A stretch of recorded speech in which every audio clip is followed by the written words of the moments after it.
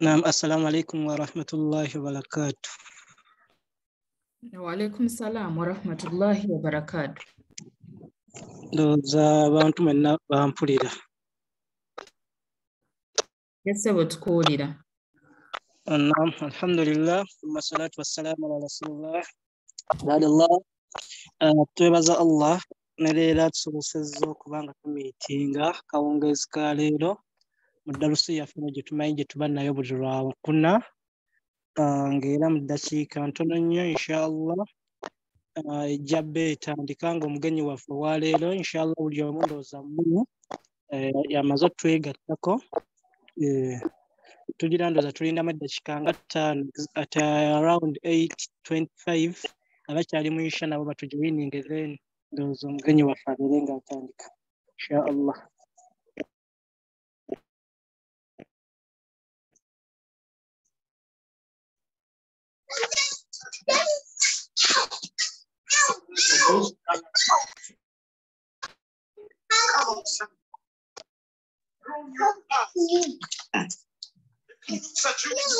I just want to check them. Okay, put it through.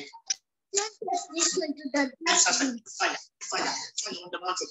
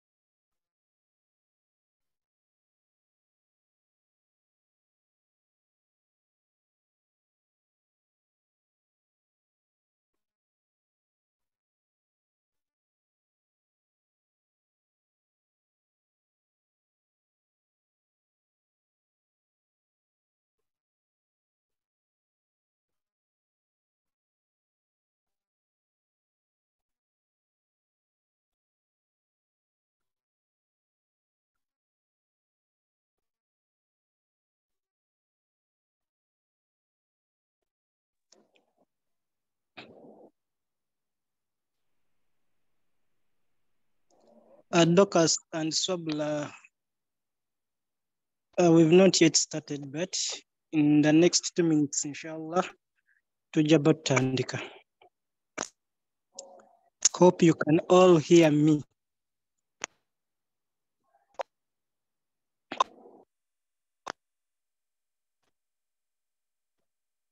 TechnoSpark 2 user, we kindly request you to please mute your mic. TechnoSpark 2 user.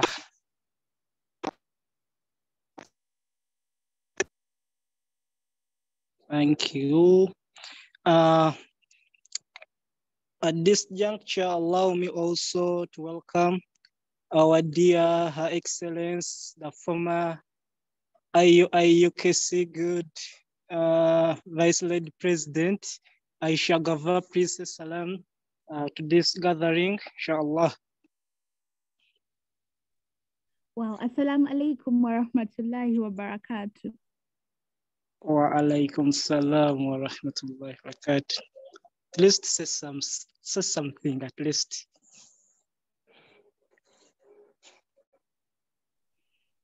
Okay, assalamu alaikum wa rahmatullahi wa barakatuh.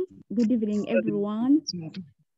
Welcome back from your respective places of work. For those that are still attending university, welcome back from the lectures.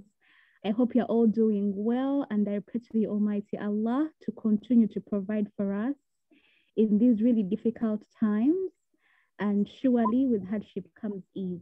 Thank you so much for the opportunity. I didn't expect this, and I look forward to the engagement. Barakallahu feekum wa jazakumullahu khairan. Sister Naigam, Sister Sobla Musa, can you hear us? Sister Sobla. Yes, I do. Oh, say salam and please say salam, and then after you welcome our dear guests. Assalamu alaikum wa rahmatullahi wa barakatuh. I'm Sabra Musa. I welcome you all at this beautiful gathering that we're going to talk about beauty.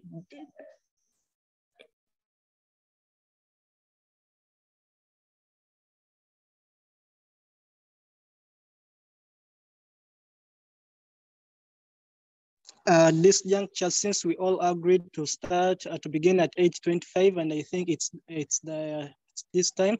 Allow me welcome our guest speaker tonight. She's called Sister Hatmah Nalugwa SSekaaya, and I'm sure you all know her at least. She's a news anchor at NBS television. She also owns a catering service company. I think it is called Hatmah Catering Service. I think she also talk more about that. Dear sister, our guest speaker, you are most welcome. Please take over. Bismillahirrahmanirrahim. Alhamdulillahi wassalatu wassalam ala rasulillahi sallallahu alayhi wasallam. Assalamu alaikum wa rahmatullahi wa barakatuh. Good evening, everyone on the call.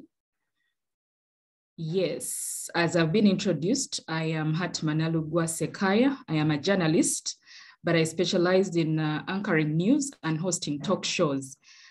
Besides that, I'm also a commercial voice artist. I'm also an entrepreneur, like the person who has introduced me has said.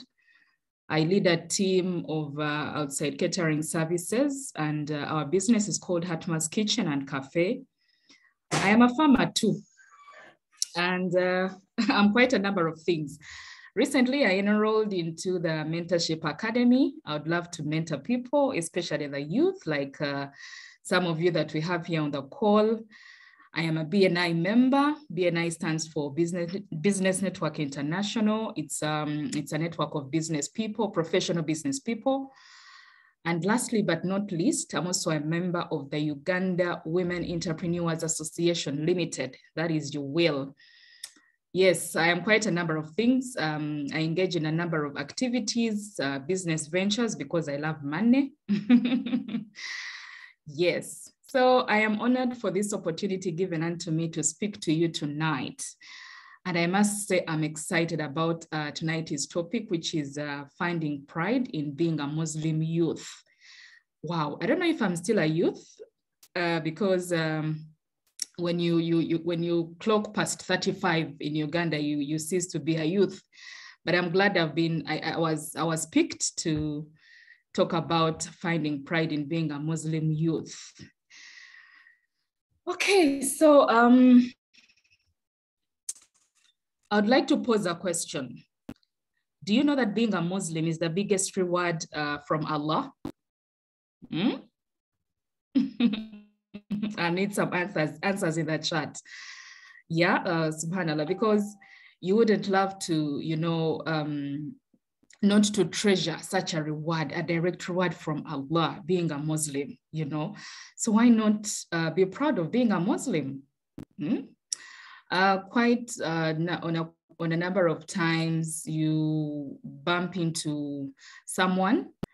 I know we do not identify ourselves via deen by our names, but you see a name is your first identity. And if someone hears that you're Sophia, you are Maria, you are Hadija, the first thing that runs to their mind is you're a Muslim. But this Hadija, this Sophia, this Mastula, the way they conduct themselves is not what Islam says. So you go ahead and ask, but why, you know? Then they'll tell you, you know, for example, a Muslim woman is supposed to be, you know, modest in their way of dressing. You know, we are supposed to wear the hijab. We are supposed to wear lengthy clothes. We are supposed to wear not so tight clothes. So they'll tell you, Manange, I feel ashamed putting on, you know, long things. I feel ashamed putting on the hijab. You know, they give you all sorts of excuses and you say, okay. Well, to some, I've gone ahead and talked to them on a kind of deeper level to find out why. Others, I just, you know, leave it at that because they're not comfortable sharing. But those that have shared say, they tell you that probably where they go to school, they feel out of place putting on, you know, a long skirt and a long sleeved shirt and a hijab, or at their places of work, they are not, you know, they don't feel comfortable putting on the hijab. So yes, I know the society we are in does not favor us to practice our deen. But I am very, very confident, and I believe that if we push that forward ourselves as Muslimas, we can achieve it. I'll give you an example about myself, because of course, I didn't start out this news career while I was wearing the hijab. But then time came and I was like, no, enough is enough. I need to be 100% practicing muslimah, and I have to show it. It doesn't have to, you know, be in words, or I don't have to do it in hiding. I have to show it. So I've worked in two places. So my previous place of work, of course, I would put on suits. I would not cover. I would not, you know, put on long skirts or long dresses. But when it was time for Ramadan, because they know Ramadan, of course, is a holy month, we need to, you know, practice our deen. We need to fast, and we, you know, you can't fast in a mini dress. You can't fast while not covering up. So they would allow us only in Ramadan to cover and put on long dresses or Islam wear. So we'll do that. And then after Ramadan, you go back to the uncovering, to the short dresses, to the short suits. But then that was 2017. After Ramadan, during Ramadan, I talked to myself. First of all, I prayed over it. I talked to Allah. I asked him for guidance. I asked him for the wisdom. I asked him for the words I will use to my bosses to make me understand that dressing modestly or covering myself or wearing the hijab while on air is not going to end with Ramadan. But I am going to continue wearing my hijab even after Ramadan. So yes, that Ramadan of 2017, of course, I put on my hijab, I presented my news. So Ramadan ended. You know, they would allow us the 6 days after Ramadan, the 30 days, to still keep putting on the hijab as we phase it out, you know, now to go back into the corporate wear. They call it the corporate wear, the suits, the shorts, the trousers, you know. So after the 6 days, I continued covering and wearing the hijab. It didn't sit well with one of my supervisors. He was a he. So he calls me, he's like, no, Hatmah, you know, it's not allowed, you know, chi, you know, that kind of thing. And I think in Uganda, we hadn't had a Muslim news anchor who is a lady who would, you know, cover up while on air. So we had a bit of conversation. He was like, you know what, if you're not removing the hijab, probably you consider, you know, stepping down, not answering the news, rather anchoring the news. I was like, okay, fine. It's okay. I will not anchor the news because I'm not putting on I'm not putting off my hijab. He thought I was joking. So my week again turns up. I go on air while I'm covered. He was not comfortable. So, and he was my director. So he was not comfortable. And in my kind of job, if you're not in sync with your director, things somehow, do not really work out well. So because and also, of course, even in the office area, people would, you would get comments, but Hatmah, you have nice legs, why are you covering them? But Hatmah, you have a nice figure, why are you covering it?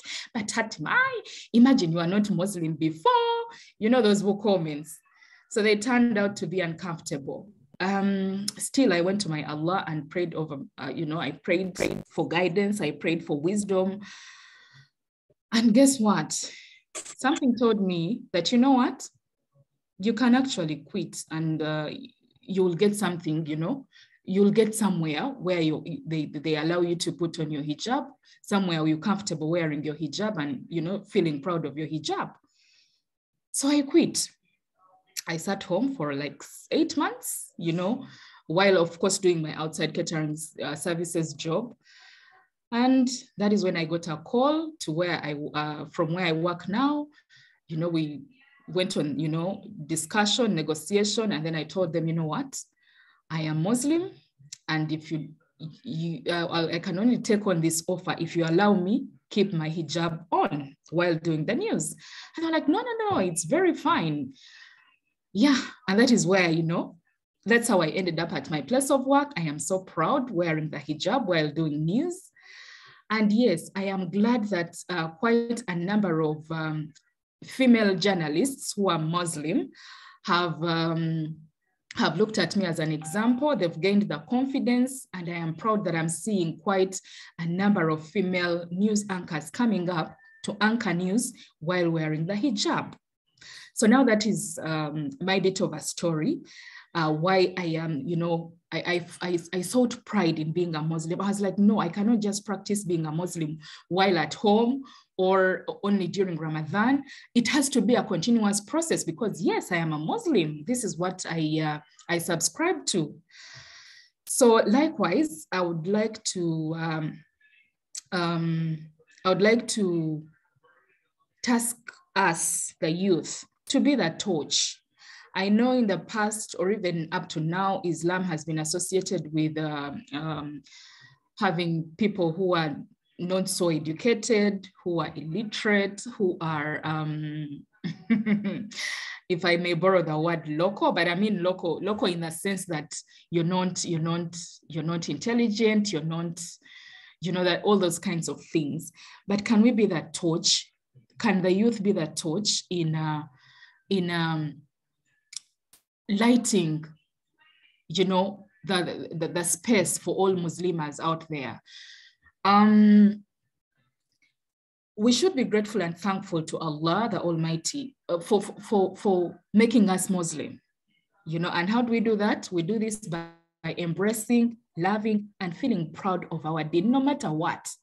You'll get all those comments, you will get all those insults, but like Islam preaches that Islam is peace, Islam is love. We should be proud of our deen no matter what, in the way we talk, the way we treat others, the way we dress, especially us, the ladies, and then we should observe fully and practice the 5 pillars of Islam without shame. And then again, I'll tell you a story. One time someone asked me, Nay Hatmah, the news you present comes in at 7 p.m. No. He asked me, Hatmah, what time do you go to studio? I told him I have to be in studio by at least 15 minutes to 7. So he says, and then the news ends at around what time?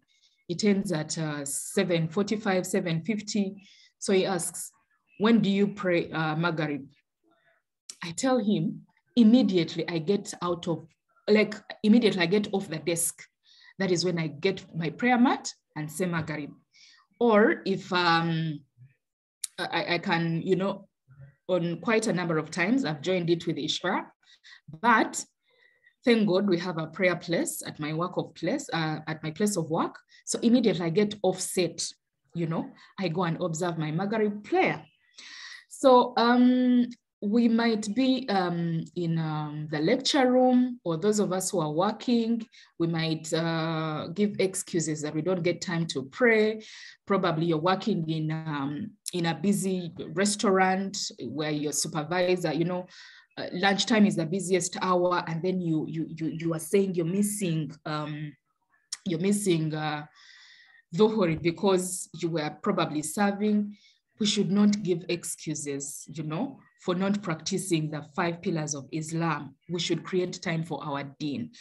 Why? Because we are proud of being Muslims. If you're proud of being something or someone, or if you're proud of doing something that you love, you'll never fail to get time for it. So we should not be ashamed that, how are they going to see me pray? You know, that kind of thing. No. Let's be proud. Let's feel proud. Let's be proud that we are Muslims. But, you know, we can only do this if we understand very well our religion, and appreciate it first, other than just following it simply because we're born Muslims. You know, yes, we found us, okay, I'm a revert, but a number of us here were born Muslims. So it's routine, you know. I was raised as a Muslim.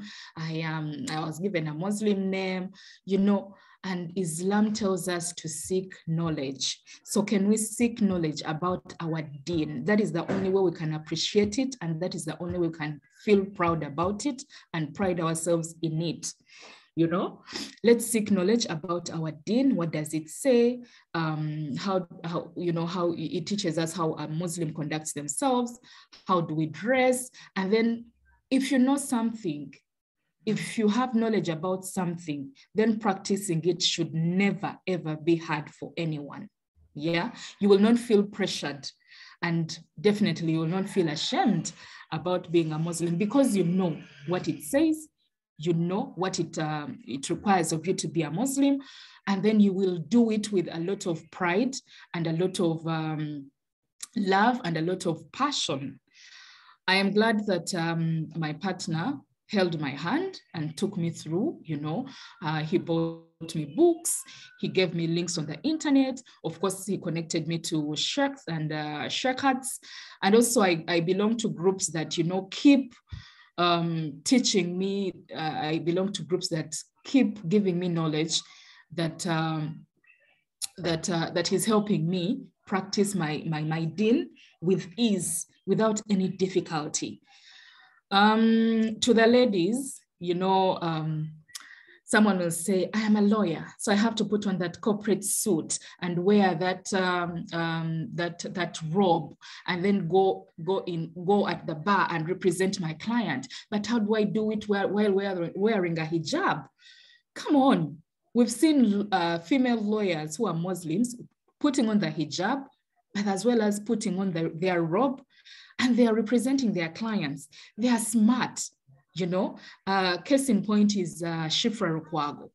Shifra Rukwago covers herself. Shifra Rukwago puts on the hijab, and then he goes to the bar to represent her client. Someone will ask me, I am a doctor. You've seen female. Can someone mute, please?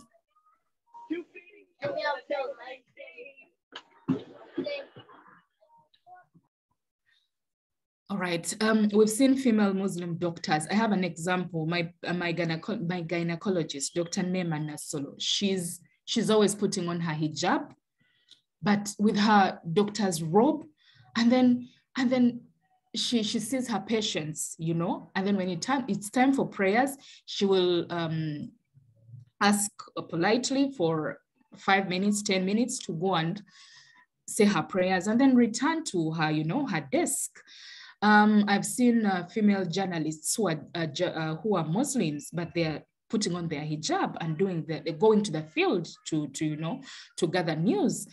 Myself, I be on TV putting on my hijab, very smart, very stylish, very tidy, very clean.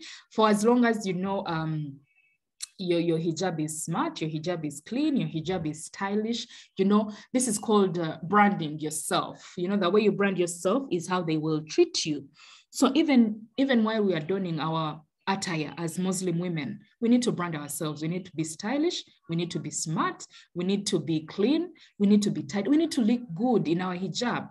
I am glad that quite a number of Muslim ladies are now coming out to, pride themselves in wearing the hijab. They put on their long skirt for, a long skirt. They put on a long coat. They do their hijab, and they really look smart. So we should, there's nothing that should stop us from being proud Muslimas and practicing our deen. Go for those managerial posts. Do not fear, do not fear. Because I am a Muslim, how will they look at me? Yeah, we should have the confidence to conquer, leadership posts, managerial posts, we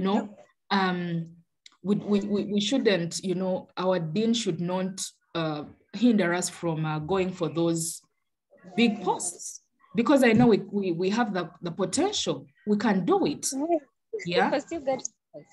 So someone kindly unmute. It's a bit destructive. Susan has her hand up. You have a question? Or I can continue and then questions come in later. Okay. So why I am stressing the dress code, because it's the first identity that someone will look at, and then they will know that this is a Muslim woman or a Muslim lady. So I know that I'm sorry, I'm sorry to use this, but I feel disturbed. Should I say disturbed? When I see someone putting on skimpy clothes, and then they get a comment, "Oh my God, you're so smart." Wow. I'm like, okay, I shy away. I'm like, okay, now this is not being genuine. This is not being truthful. This is not being honest. Did you know that when we don on our Muslim attire, we are really smart? We look smart.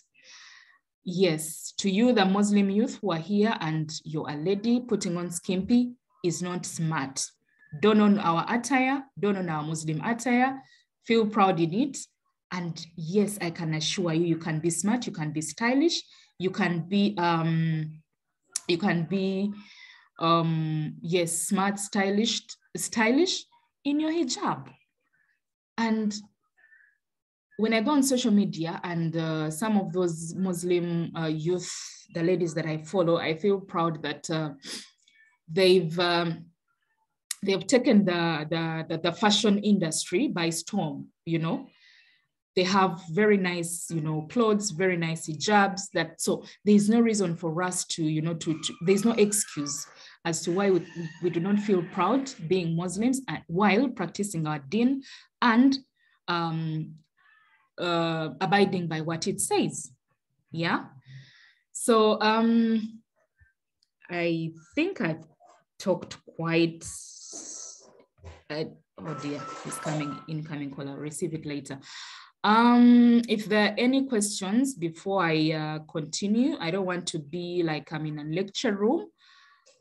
I'll entertain some questions and then I'll answer and then we can continue. So if there's anyone who has a question, kindly raise it. I'll be proud and glad to answer it. Susan, yes, you have something to say, you said. Okay, good evening and thank you so much for the presentation. Good Mine evening. is not really a question.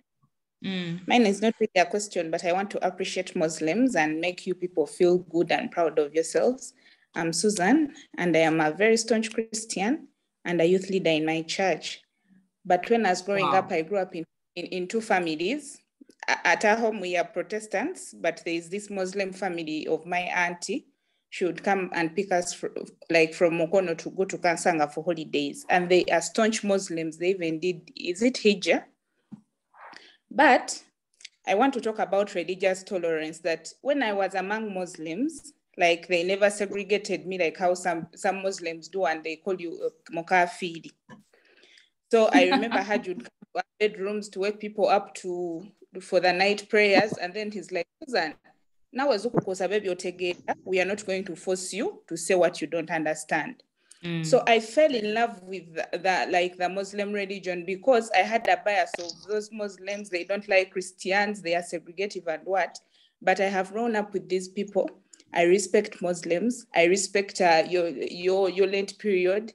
Whenever I'm going home for Eid, like I dress like a real Muslim because they never segregated me as a Christian, but they treated me well, which actually showed me that Muslims are good people. And, you know, I have no problems with Muslims. So those people who are still segregating Christians and calling them kafir, it's not a good thing. Just show love and someone will become a Muslim by default because of your good acts. Thank you. Definitely, you're very right, Susan. Thank you for that submission. And like I said, Islam is peace. Islam is love. You know, it preaches peace and love and harmony. So yes, we cannot deny that there are some that are, you know, that are extreme and try to, you know, segregate people who are not Muslims. But we are accommodative people. We are very accommodative people, and we are proud of that. So yes, some are very, very, very good and accommodative, and they you know, they appreciate people as they are in their different religions or different whatever it is that they believe in. So yes, we preach love, we preach peace and harmony. Thank you, Susan. Hello. Yes, please.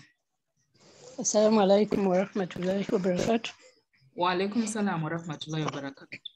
Good evening, everyone. I'm Janat here. Yes, Janat. Sister Hatmah, we appreciate you so much for this call. I would like to raise some concern regarding our Muslim sisters in some courses who are really facing a challenge whereby they can't express themselves. Their dress code is being restricted. For example, the nurses in some government institutions, they cannot veil when putting on that uniform. So even the workers themselves, even if not students, they are restricted. So we need as Muslims, we need to put up a voice for these sisters of ours who have not yet got fully their rights as Muslim women. Thank you, Sister Janat. That is quite unfortunate. Yes, like you're saying, I think we need to come together and make some good noise about it. Like it was, I remember, if it was actually earlier this year or late last year, there was noise made about us Muslim women having to remove the hijab because we are taking passport size photos. A noise was made, and I think a case was made. And lately, I think it's been considered that when you're taking a passport size photo, you don't have to, you know, undress and remove the hijab. So because hijab is our identity, I think we need to come up together as Muslims and advocate for it in a good way, you know, because I mean, why wouldn't someone veil while they are, you know, practicing their profession? So yes, thank you, Sister Janat. That is taken note of. I'm going to start making some noise on my social handles and see where it goes. But yes, we definitely have to. Yes, thank you, Sister Janat. But then also it goes back to us. If we come together as one and show probably the public that we are proud of our deen, we are proud of our identity, and we are not shy about it, I think, yes, we can be accommodated and let us practice our deen in peace, with ease. Okay, Niger says, for one to be a good Muslim, you have preach peace and tolerance, because we Muslims, some of us have relatives who are non-Muslims, for example, our parents, brothers, sisters, uncles, aunties, among others, and you have to accord them respect. Exactly. Huzaifa, I'm not seeing you on the call. I hope you are there. I was expecting some kind of interaction. I am not a lecturer. I just came in to share my experience and some of my stories. So I expect an interaction. I expected people to, ask questions, make contributions, because I honestly prepared something brief just to share about my experience as a Muslim who is in the limelight and who is not afraid of, showing it, who is proud of, showing it. So, yes, thank you, Mr. Ndaula. Alhamdulillah.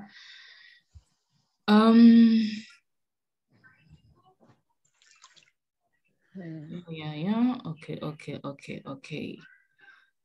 So yes, if we come up as a team of practicing Muslims, we feel proud of our deen. We shouldn't feel ashamed of our deen.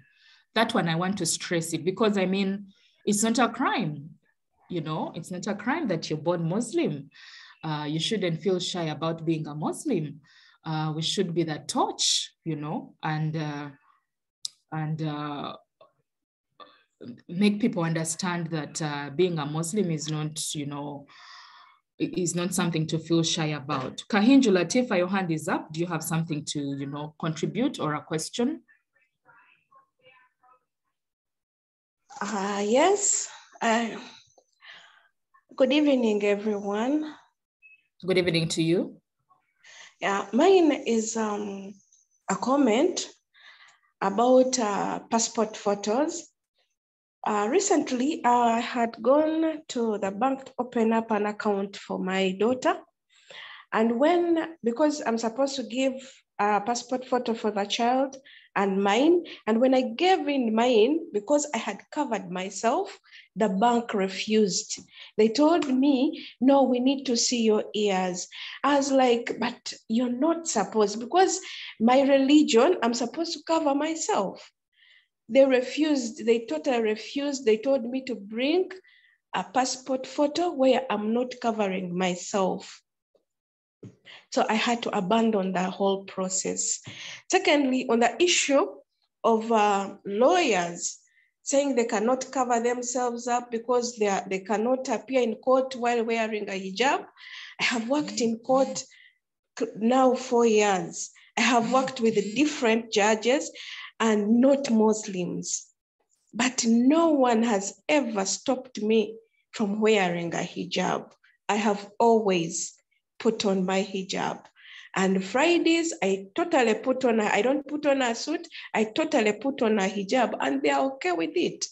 So that shouldn't be an excuse to me. I think we should feel so proud of ourselves, and we should present Islam wherever we are. Because where I am the only Muslim, and I am only, when I am doing work and someone is sending another person, they recognize me by hijab. You look for the woman who is covering herself.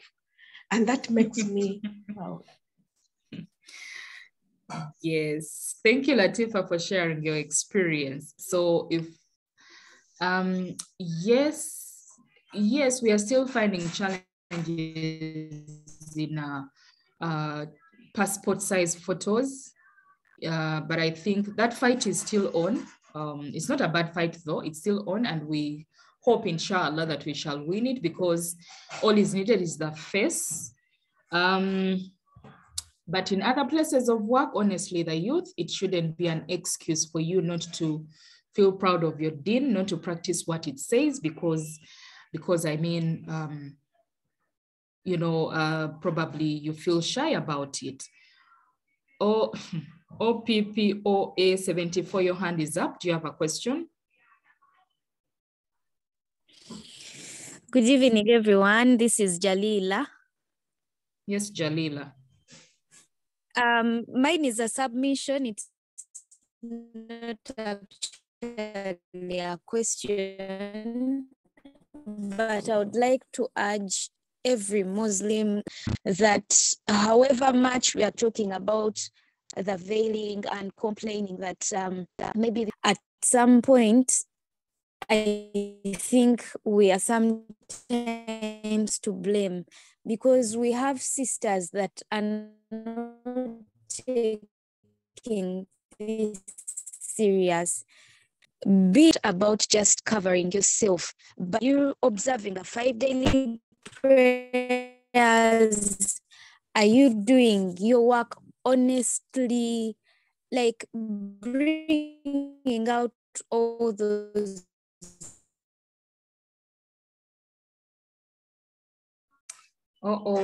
Sorry, OPPO. I think you have a network challenge, but if I try to get what you're saying, modest, calling out that picture, just like the lady by that. Even me at my workplace, I'm the only Muslim. That is how they pronounce the name. If someone realizes you're going to veil, or this person is supposed to veil, going to tell you don't veil. That is one thing I've seen. So if you show someone, I can veil, that is, of course, they're going to take you like that. But if you're serious about what you're doing, that I'm supposed to veil, that I'm a Muslim, you people should respect the fact that I'm a Muslim, it will just come so easy. It comes very easy. So let's take it serious and also make it clear to the people that maybe our bosses and the workmates that we have. Thank you so much. Thank you. Thank you, Jalila. Sorry. But you see, this happens when you're doing something for show. Yeah, because I want Hatmah to see me, because I want who to see me. You're not doing it for Allah. It's not coming from within you. You know, you're doing it for sure. That is why today you cover, tomorrow you don't. The other day you do turban, the other day you cover half, you know, that kind of thing. That is why I said, can we try to understand our deen first? What is it required of us?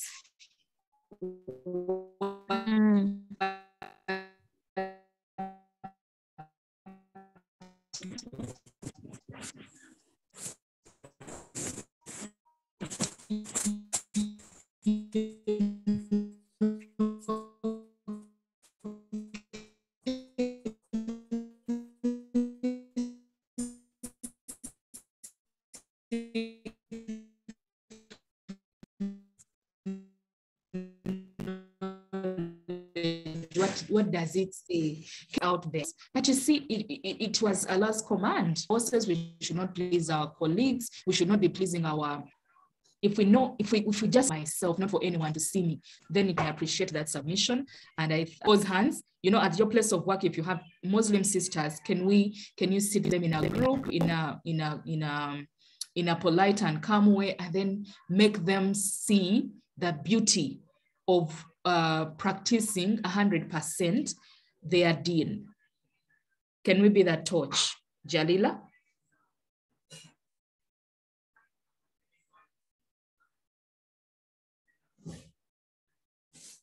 Oh, really?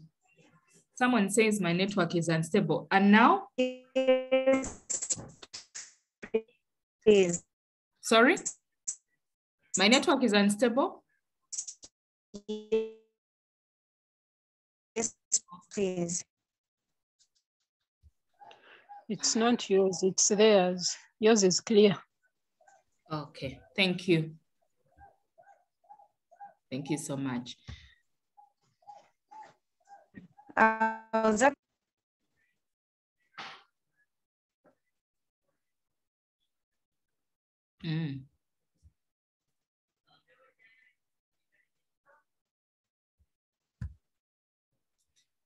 So allow me say this, that just as we are proud of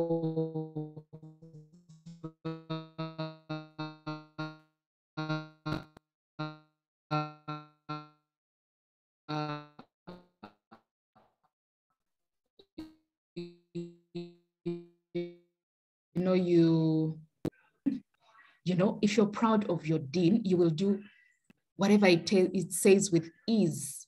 You will do it with passion. You will do it with love. And above all, if you know that this is the greatest reward from Allah, subhanallah, there is no way you can, want to miss out on that reward to get it fully.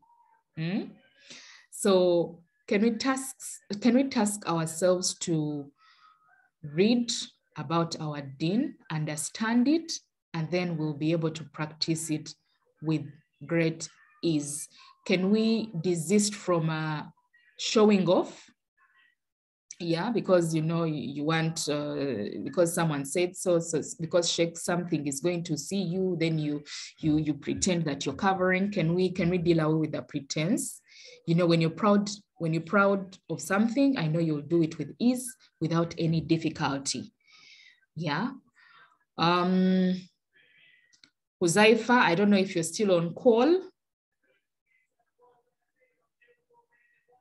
Yes, I'm still on.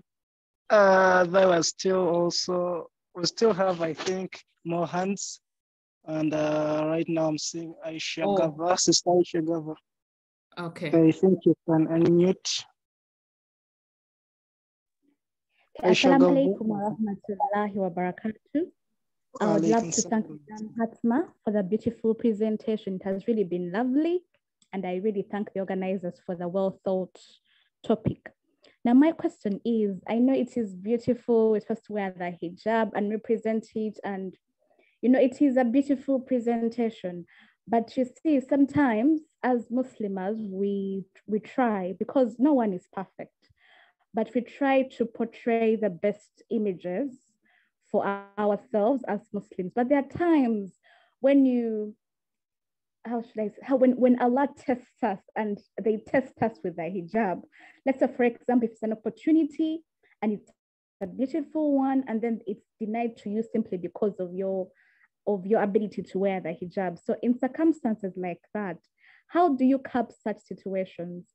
I know we are supposed to be Muslims, supposed to be proud of it, but sometimes I think we need guidance in how to deal with those difficult times when they actually happen, because they do exist. It is hard to be there, and then we tell ourselves, oh my God, I'm going to be proud in my hijab, I'm going to wear it with confidence, and think that we shall not have stumbling blocks in the future.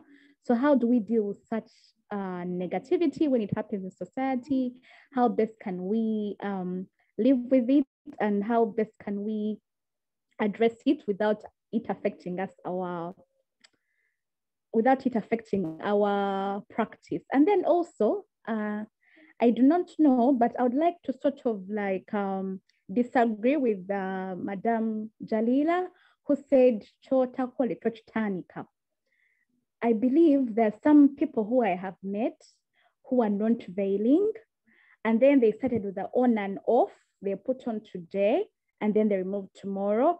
But then eventually they started to become more consistent. And when you meet them now, they actually they understand the hijab even better than some people who used to veil. So I don't think I am in conformity with the idea of chota tanike, chota soba tochitanika, something like that. Thank you.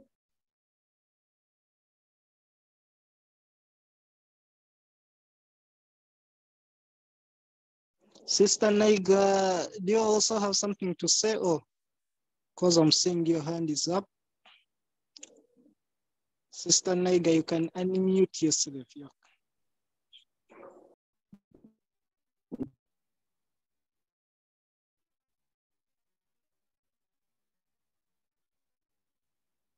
Warahmatullahi wabarakatuh. Being on this forum this evening, our theme tonight is having pride in being a Muslim youth. We all know the characteristics of youth, most of their behavior, but as a Muslim youth, what do we expect from you? Most of the youth like slaying, and most Muslim ladies think you can't slay in a hijab. You can slay in a hijab, you can look more nice in a hijab. Me, I work with government and I have put on my hijab since childhood. I have never been in any office and denied anything just because I'm putting on my hijab. And I have always looked nice in my hijab. I have slayed in my hijab everywhere.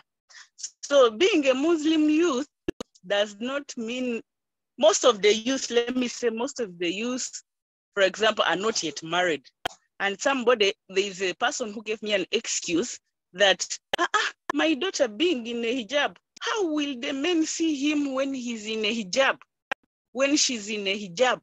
Do you want to tell me that for you from childhood, you've been putting on hijab? How will they see that she has hips? She has hips, she has a nice figure. It is not just a matter of looking at one's figure. Even in a hijab, a person with a good figure, it will always be seen. So I just fell in love with this theme. And I wish, Hatmah, we could get more platforms where we can engage our Muslim youth. Maybe when they listen to this, because I've seen very many Muslim girls, campus girls, they are like, they can't put on a hijab, they can't look nice in a hijab. But my dear, Islam is all about putting on a hijab. Islam is complete peace. It is submission to the will of Allah. That means if you have submitted to the will of Allah, you have to uniformly do whatever Islam says. So thank you, Hatmah. Thank you for the theme. I am happy to be here this evening. Assalamu alaikum. Wa alaikum salam wa rahmatullahi wa barakatuh. I suggest let also have Aisha, Sister Aisha, submit her question or her submission, then we proceed. Assalamu alaikum warahmatullahi wabarakatuh. I would also want to share my experience and observation over the productivity at work by us, the Muslims. We hide, like I've had people complain when you hire a Muslim person, by this time they're going for prayer and they'll go for prayer for almost like 2 hours. Then after they're coming back, sit on their tables, then another prayer is coming in, then another prayer. So indeed, when other employers look into your time, you give into work and the prayers. So we are using prayers as an excuse for laziness. That has been my observation, and a hard-on complaint from many Christians colleagues that we spend a lot of time. Praying is so nice, and it's within our 5 pillars, but let us not misuse the praying period. You go for a prayer for 3 hours and your run is like, you do not exhibit your roles, and people don't want to hire us because they take us to be lazy. Thank you so much.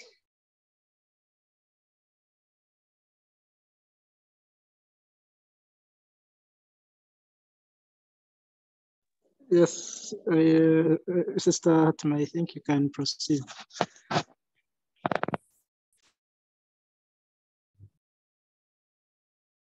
Maya Namatov has her question also. Please do submit.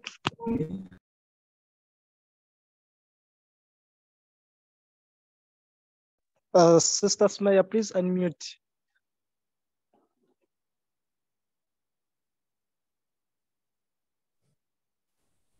Good evening, everyone. Yes, good evening. To add on what Sister Hatmah has told us, I think that us as Muslim ladies, we should also present ourselves in a way to show that these bosses of ours, that however much you do what, or you tell me anything about removing the veil or what, I am a Muslim.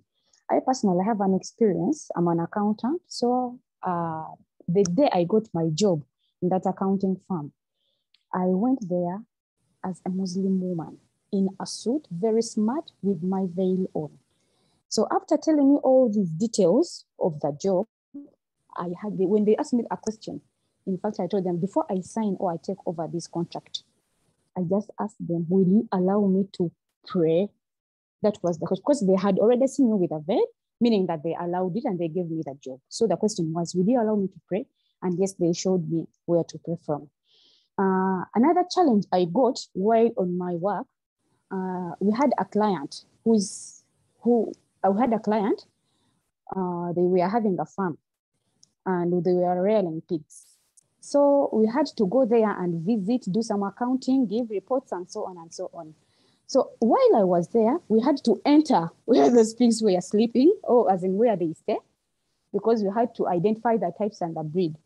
I called my boss and I told him that, you know what, you've sent me here, you've not sent me with anyone else, and I'm a Muslim. I can't take over. I can't go on with this kind of work because I can't touch a pig, you know, because you have to give a report at the end of the day. You have to enter there, you do what, and check everything. Because these are the kind of pigs that they respect and they love so much, since they are so valuable, their value is too much. One can be like 10M. So the way they handle them, it brought about a very big scandal at work, to an extent that I had to go back. They put me in the disciplinary committee because I didn't do the client work, yet the clients were paying for every hour that I was spending there. Until when I sat with the clients and my bosses. Good thing my clients understood it because they knew it, that I'm a Muslim. And my bosses, I think my bosses just sent me there to test me or to see whether I will do this because they allowed me to pray. Why then do you send me where there are pigs? And after some time, we resolved the issue. My bosses from that day, they told me that no more going to farms where there are pigs. And then we still went on with that job. I think sometimes you also need to stand our ground and show them that, yes, I want the job, I love it, but then there are some limits. I have some values and some things that I'm supposed to do as a Muslim woman or as a Muslim. That's what I could say. Oh, thank you very much, everyone. And according to me, I think all what we've had, those have been submissions from our own sisters. And I'm glad that the house is filled by lawyers, mashallah. Almost everyone has been submitting. I think she's a counsel, mashallah. And allow me also, before I hand over to Sister Hatmah, also recognize the presence of our good president, IUIU Kampala campus, Mr. Nsubuga Ramadan. Please say salam to the gathering, inshallah.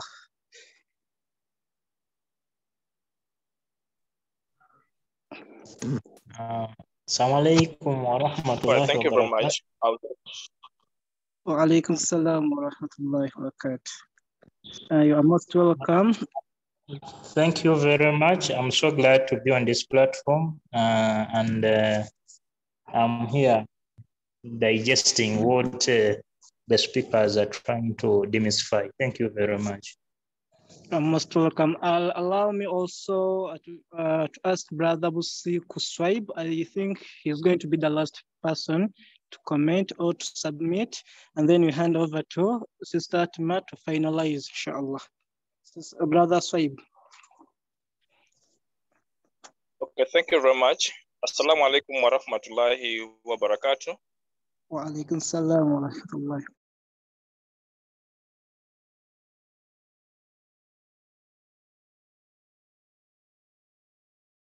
It's my pleasure to be part of today's platform for the main Madam Hatmah. My submission will be brief. In whatever we do, we need to be submissive to our religion. Abu Siku Swaib, I'm working with IU Radio, but there are some other kind of side dish jobs, a social media handler. In Mbadi side, there's an organization, it's a charitable organization based in Sri Lanka. It's called Give Me Hope Africa. It's a Catholic, it's a Christian-based organization in Sri Lanka, and it's of Sevdis. But I'm their social media handler. I do communication work for them. But in getting in that organization, the first thing they asked me, this organization is for Christians, Sevdis, but for you a Muslim, and we don't employ here what are Muslims. Like, okay, it's fine. But I believe in social media and whatever we do, it's all about knowing what you are doing. And at the end of the day, when they looked around the work I was doing, it was far better than my colleagues who were in the line competing for a job. But at the end of the day, I found myself getting a job than my colleagues who were Christian. Why? Because I had to tell them that no, even if you do what, I remain Musik Swaib, a Muslim, and I'm here to do my work as Musik Swaib. So in case you want me to change to Christianity, I'm sorry, I can't do your work. And they're like, no, this guy is really determined and he loves his religion. That means if we employ him, he's going to meet our goals, because in case he shows love for something, that means when you bring him in our organization, he's going to really do the best of it. So my point is, in whatever we do, like the way our sister said that, she said that in whatever we do, we need to put our religion ahead. Believe me, even if you present yourself as a Muslim, but as long as that company, that organization, which has seen you, you have something which they need from you, believe me, they're going to employ you. So my final word is let us really keep ourselves identified as Muslims, and we shall get jobs despite of what may happen around. Let us not put our religion aside. And when it comes to journalists, we're always being, we tend so to be busy, yet no one is busy. Within the field, you can move with your small mat. The time of prayer, just 5 minutes, get off and you do your work. So that's the argument. Let us put our Islam as in front of us, and believe me, we are going to make ourselves tomorrow at the big figures we need to do. Than we are putting ourselves, that means I need to do this. I'm in the media, I need to put a damaged kind of clothing, I need to do put down. But 6 I've never put on it. That comes to Mbale City, they can't count journalists and they leave me aside, yet I present myself in a gentle way. And that has kept me get into various offices because of the way I had to brand myself in a gentle way. So that's the small submission I can say for now, and I wish you all the best. Thanks for the platform. Assalamu alaikum wa rahmatullahi wa barakatuh. Wa alaikum salam wa rahmatullahi wa barakatuh. Barakallahu feekum wa jazakumullahu khair. So allow me at this juncture hand over to Sister Hatmah to finalize, and then you conclude, inshallah. Now, Assalamu alaikum wa rahmatullahi wa barakatuh. I am so grateful for all the submissions and contributions. Thank you so much. I want us to take, before I conclude, this conversation, yes, the headline was finding pride in being a Muslim youth. Yes, youth is not only women, but it's both sexes. But I found this this kind of conversation, I found it bending more towards the ladies' side, because I think they're the most that have found it so hard to practice their deen, because first of all, from the dress code, time, most of our jobs do not favor us, practice our deen as Muslim women. For the men, it's quite easy, because a man can don on a suit, a man can don on just a decent trouser and a shirt and tuck in, a man, but for a woman, it has to show the identity has to come out. So why it has bent quite more on the ladies' side is because it changes when it comes to a Muslim woman, from the way we dress, from the kinds of job that we do, from to having to find time to pray. Yeah, that is why the conversation has really been more on the female side. But even the men, yes, thank you so much for what you're doing. And I am proud that a lot of women are proud of their deen. They are practicing it. Challenge has been mainly with the women, because of course they'll tell you, I'm a journalist, I have to go to the field, I am going to cover a riot, there's no way I can put on a hijab, I need to put on a jean, and but thank God now we have attires that can allow us, go about our professions. We only need to encourage ourselves to stand out, be proud of our deen, practice it, and take on our identity. What I want us to take home, one key point. Can we be the light? Can we hold the light? And can we be good examples to whoever that sees us out there, that yes, that is a Muslim woman, a woman of valor. She's proud of her deen. She's, she's not afraid of, saying it out there. She's not afraid of showing it. She's not shy. Yeah. I liked Sister Sumaya's submission where she stood her ground and said she cannot go to that field because, how would she give a report, about a thing that is forbidden, So can we stand our ground? I am proud of myself. I'm proud of the decision I made that now enough is enough. I need to practice what I'm supposed to and not just put up a show. I not be just a Muslim only in Ramadan, but it has to be a continuous thing. So I'm proud that I stood my ground, and I am very, very grateful that Allah opened up doors for me after taking that decision that I am going to practice with pride, without shame, and I'm going to be an example to the rest of the people that follow me, to the rest of the people that see me. So I'm proud of that, and I am not ashamed about it. So wherever we are, in the arcades that we go to work, at school, in university, in our lecture rooms, in our the places that we stay, can we be proud of being Muslims, and can we show it? Because we can only gain respect, we can only achieve if we showed these people that we are not shy about being Muslims. Yeah. And let's do it peacefully. Let's do it in harmony. Let's not put up, a lot of resistance. Let's not put up a lot of physical fights. But can we do it like it says? Can we do it with love? Can we do it with patience? Can we do it with peace and harmony? I think and I believe we will achieve. Personally, I stood my ground peacefully and calmly, and thank God for where I am.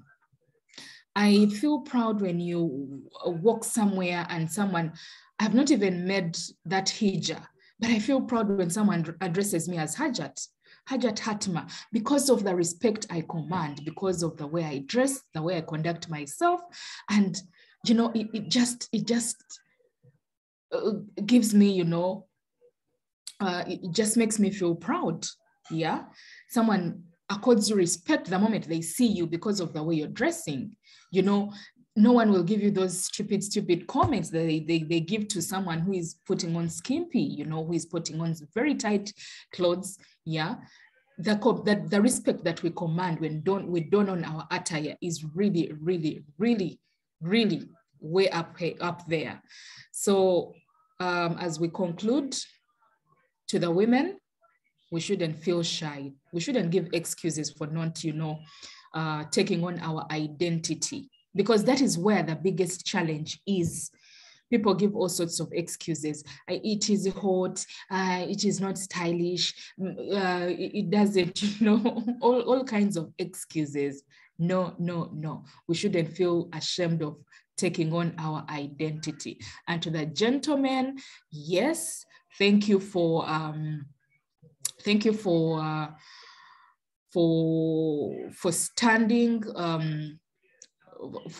you for, carrying this forward. Yes, because I know at least for you, it's not quite hard for you, to be proud Muslimas.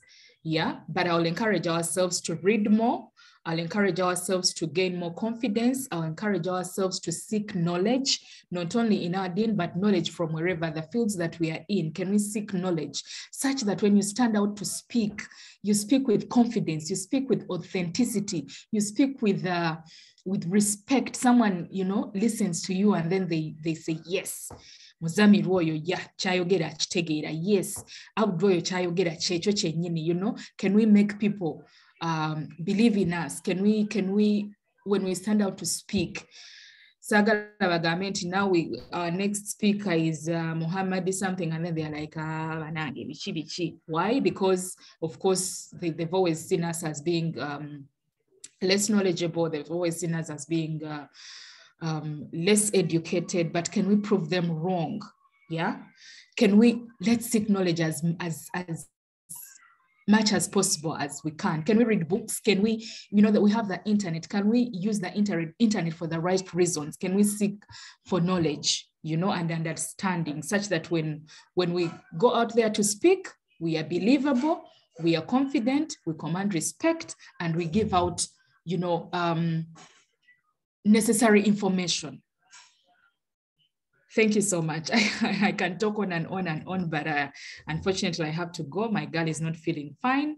I would like to thank you for this opportunity to speak to you. Thank you for listening to me. And I hope that we can be the torch for our generation and the next generation. Can we get, I want to see more female journalists dressed bulungi in their identity as Muslims. I want to see more lawyers. I want to see more doctors. I want to walk into a hospital and I'm seeing this Dr. Shamim donning on their hijab, but you know, while going about their business. Thank you so much. Assalamu alaikum wa rahmatullahi wa barakatuh. Wa alaikum salam wa rahmatullahi wa barakatuh. Before you go, still allow me once again to thank each and everyone, and most importantly, our guest speaker. Tonight is a presentation. May Allah reward all of us, and allow me also ask our good president, Mr. Nsubuga, in not more than 30 minutes to say something, and also invite our patron, dear patron, for the Dawah program at IUIU Kampala campus to give a vote of thanks to our guest speaker, bi'idhnillah. So, Mr. Nsubuga, tatafadhal mashkoor.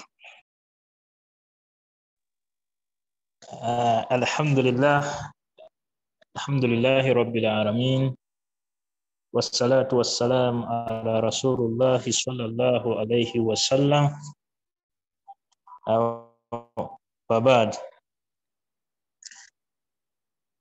Our guest speaker, thank you so much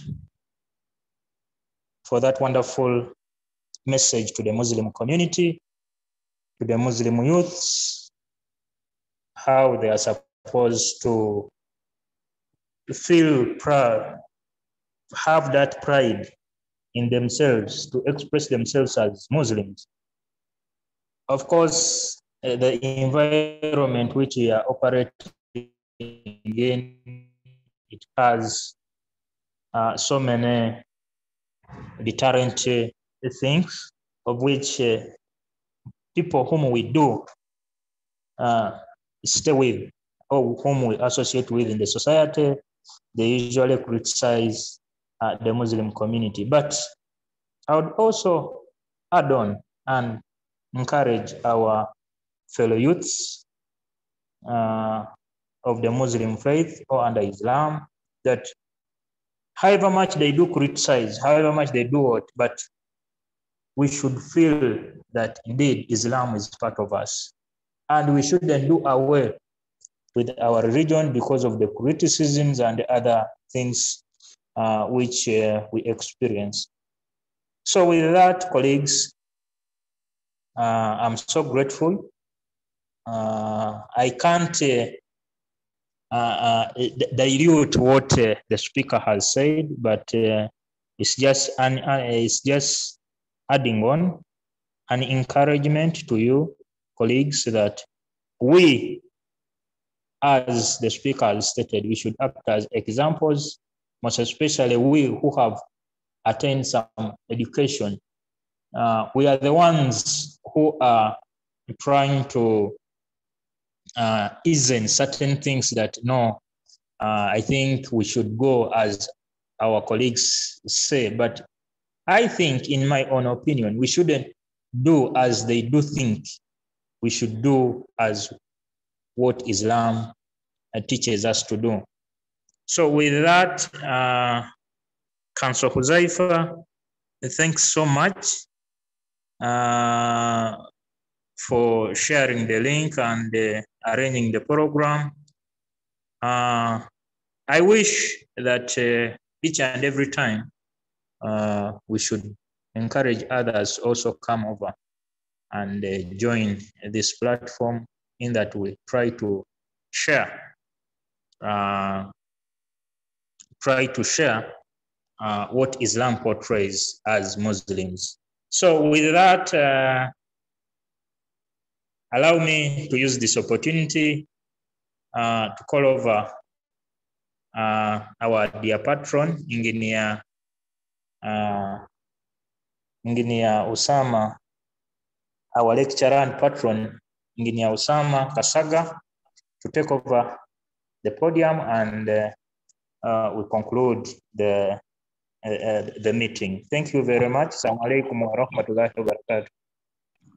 Wa alaikum salam wa rahmatullahi wa barakatuh. Wa alaikum salam wa rahmatullahi wa barakatuh. I'm so grateful, our dear presenter, Madam Hatmah. We are so grateful, and we thank the audience that we had tonight. The list was impressive, and people have interacted. We thank you for the time you have given us and the inspiration for the young generation, that surely nowadays we are in total suffering because of the poor decisions that we make to our lives. So I want to encourage all my dear daughters and sisters and guardians who are here, please, let's try to copy from these people that will bring these platforms. They are all educated. They are not shy to say the truth. We shall be always proud to see you trying to match the way they have matched in this life, and they have been at least always successful in whatever they do. So we are so proud of what Madam Hatmah has shared with us. Surely for us who are married, we have picked a lot that which we can take back home to our families, and those who are preparing to get married. Let us have a trademark to whatever we do in our lives, and always people will copy from us. And the more we cover our beauty, the more Allah will always protect us from all the calamities that we have in this world. Most of the problems that we have, my dear listeners, it is about the way we behave. Madam Hatmah, we are so grateful. May Allah give you wisdom. May Allah help you with the wisdom that you have given us to benefit the whole ummah. And may Allah uplift you in whatever you want and protect you from all the evil eyes, because you're on TV. There's a lot of issues. May Allah protect you from that, and all protect us who have listened to you and who have benefited. We are surely grateful, Madam Hatmah. I don't want to prolong. You have a sick person. May Allah have shifa on that person, inshallah. And main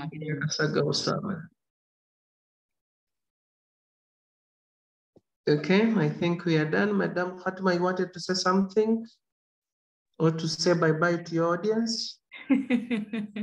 I am just, alhamdulillah, I am grateful for the audience. It's been very interactive. Inshallah, looking forward to more, because when we share knowledge, we get more knowledge, you know? We don't have to be selfish with knowledge. And I am loving such communities, because Muslims are coming out, organizing darusus, organizing, you know, educational seminars. Yes, because we have to keep learning in order for all the other people to see that we are people of valor, we are people of substance, And when we stand out to speak, they can believe in us. When we stand out to, put up a point, they can believe in us. So I am grateful for today. Thank you so much. And I'm looking forward to more and more darusus because I love to share. Thank you. Assalamu alaikum wa rahmatullahi wa barakatuh. Walaikum salam wa rahmatullahi wa barakatuh. Good night to all members. May Allah protect you and give you whatever you wish for yourself. Assalamu alaikum wa rahmatullahi wa barakatuh.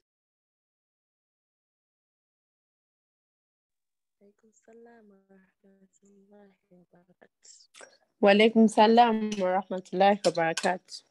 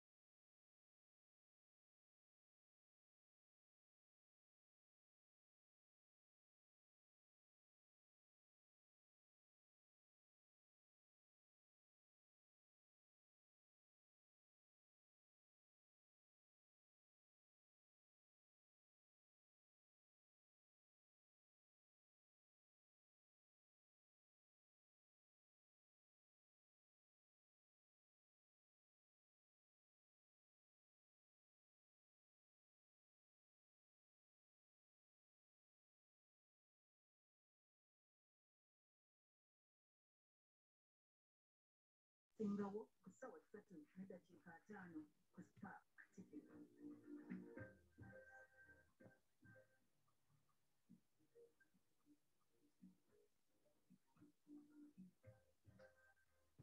Susan Nyanzi ne Maureen Nambalirwa kulaba naffe abakozesa luno olwobonero agaffe tugatandise ne Uganda. Gavumenti ya kono ng'ekwataganye wamu n'eginnaayo ya United Arab Emirates bakuzza bannayuganda babadde bakonkomalidde ku nguudo z'eggwanga eryo olw'ensonga ez'enjawulo era nga kino kyakolebwa ku bwereere. Kiriira omuwendo gw'abannayuganda abakonkomalidde mu ggwanga lino okweyongera nga tebamanyi butya bwe bayinza kudda kati okusinziira ku minisita w'ekikula ky'abantu Betty Yamongi bataddewo ekifo bano balina okwewandiisiza katindala. Kumpi buli lunaku oba akatambi akafunira ku nkuti bino batta bantu nga kalina abavubuka wandagira mu mawanga ga Buwarabu olw'embeera gye bayitamu bangi ku bano kati basula ku nguudo nga n'okufuna ekyokulya balina kusabiriza busabiriza kyokka nga n'abamu baasibibwa mu makomera nga n'essuubi ery'okudda okwabwe lyalwaggwamu. Bano basinga kuba Dubai, Saudi Arabia, Abu Dhabi, Oman n'ebibuga ebirala gye buvuddeko abavubuka ab'enjawulo bagobagana ne poliisi ekirekebwa ya Saudi Arabia nga bawakanyizibwa ne Uganda ababonaabonera mu ggwanga lino